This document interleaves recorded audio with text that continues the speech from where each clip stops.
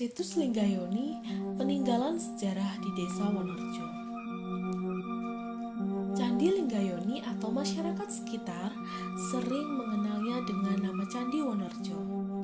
Merupakan salah satu dari situs peninggalan sejarah yang terdapat di Kabupaten Madiun. Tepatnya berada di Jalan Candi RT 9 RW 1 Dukuh Santan Desa Wonorejo, Kecamatan Mejayan.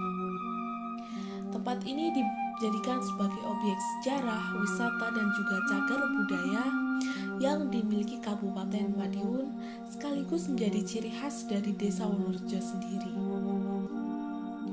Meskipun belum begitu banyak orang yang tahu mengenai tempat ini dan tidak banyaknya informasi mengenai sejarahnya, tetapi ada juga dari beberapa daerah lain ataupun para pelajar yang datang untuk melihat, melakukan studi pembelajaran, penelitian, dan mencari tahu seperti apa sejarah di balik Candi Wonorejo. Pemerintah juga baru saja melakukan peresmian pada 2 Februari 2022 dan menetapkan Candi Wonorejo sebagai benda cagar budaya yang ada di Kabupaten Madiun. Lokasi penemuan awalnya berupa gundukan tanah yang di sekitarnya ditumbuhi pohon nangka dan pohon beringin yang cukup besar. Dan di antaranya kedua pohon tersebut terdapatlah batu pahat berbentuk persegi panjang menyerupai meja atau latar batu untuk tempat meletakkan berbagai macam sesaji. Kemudian lokasi tersebut dijadikan warga sebagai punden desa atau makam sesepuh yang pertama kali buka wilayah Dusun Santan. Pada bagian utara dibangun sebuah pendopo yang digunakan masyarakat untuk melaksanakan kegiatan bersih desa dan sedekah bumi, di mana hal ini diselenggarakan warga pada bulan Suro Muharram setelah panen raya. Kegiatan juga dilakukan masyarakat setempat untuk mensyukuri berbagai nikmat yang telah diberikan Tuhan Yang Maha Kuasa untuk desanya. Awal ditemukan Candi Wonorejo pada malam hari Jumat Wage 30 Juni 1989. Sesepuh warga Dusun Santan bernama Sukarto Simun mendapatkan ilham atau wangsit lewat mimpinya. Beliau didatangi seorang kakek-kakek yang bernama Buyut Resi Santanu Murti atau disebut Mbah Buyut Bejo. Kakek tersebut tidak memakai baju dan hanya memakai celana putih sepanjang betis dengan memakai sabuk timang atau ikat pinggang berukuran besar terbuat dari emas atau kuningan dan berkalung kain panjang warna putih bercorak batik dan rambutnya diikat kecil seperti hanya pendeta agama Hindu. Lalu kakak itu berkata pada Sukarto Simun, "Omahku dekno," atau "rumah saya tolong kamu dirikan." Kemudian dijawab, "Lah omahmu ning endi?" atau "rumahmu di mana?"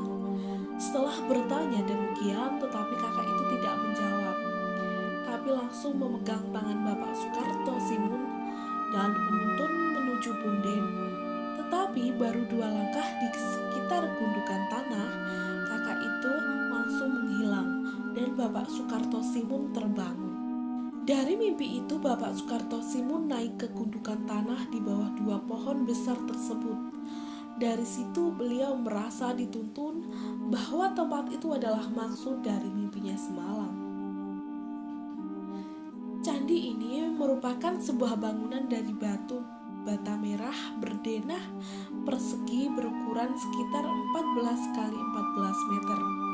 Bangunan utama diperkirakan terdiri dari 3 teras atau 3 undakan. Pada bagian paling atas terdapat sebuah lingga dan yoni yang terbuat dari batu andesit.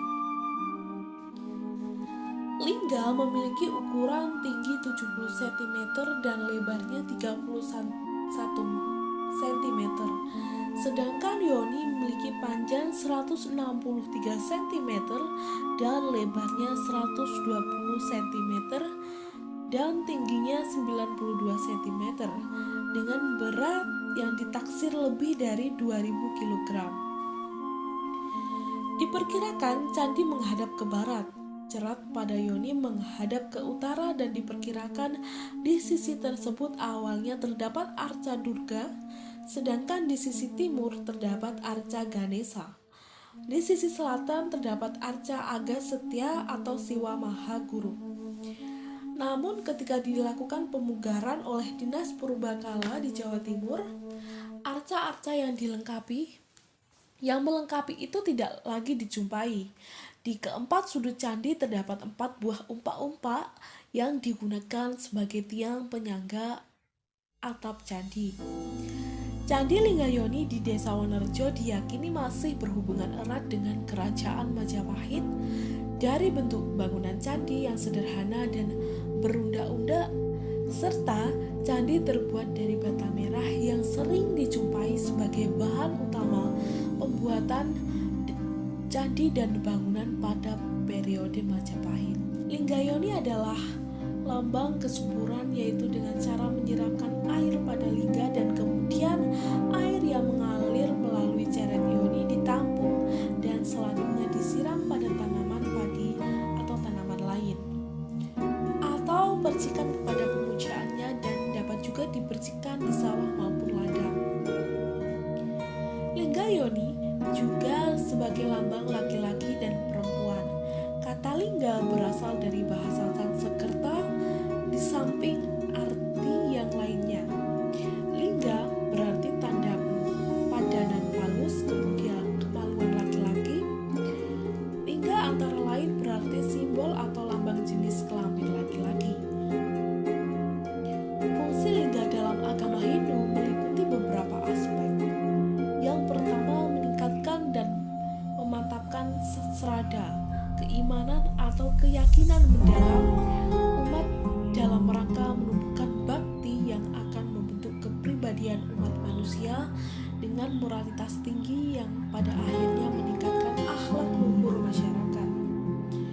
Kemudian menumbuhkan kebanggaan dan tetap terpeliharanya nilai seni budaya baik melalui seni arca, seni lukis, dan seni kriya.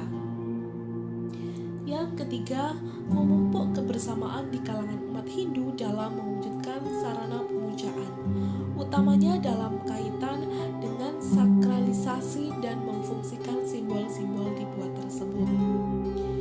Lingga adalah suatu bangunan yang dipergunakan sebagai media untuk memuja Tuhan dalam manifestasinya sebagai Dewa Siwa. Lingga ditinjau dari segi bentuknya merupakan lambang Purusa dan Pradana. Fungsi lingga adalah sebagai media untuk memohon kesuburan pertanian kepada Tuhan. Trimurti merupakan Purusa yang merupakan jiwa atau unsur rohani yang menjadi sumber kehidupan. Sedangkan Yoni merupakan lambang Pradana yang pada hakikatnya adalah lambang alam ciptaan Tuhan. Setiap bentuk pemujaan memiliki fungsi religius. Makna simbolis dari lingga merupakan lambang Purusa yang dipercaya masyarakat Hindu dapat memberikan kehidupan, dan tempat lingga adalah bumi sebagai lambang Pradana. Jika Purusa dan Pradana bersatu, akan memberikan efek yang baik bagi kehidupan manusia. Umat Hindu secara umum dalam meyakini keberadaan Ida Sang Hyang Widi dan manifestasi beliau tidak terlepas dari simbol-simbol yang diyakini sebagai perwujudan beliau, baik berupa arca, patung, barong, keris, permata, dan sebagainya, agar senantiasa menjaga kelestarian serta kesuciannya agar terhindar dari hal yang tidak diinginkan, seperti pencurian, pelecehan, dan orang-orang yang tidak bertanggung jawab.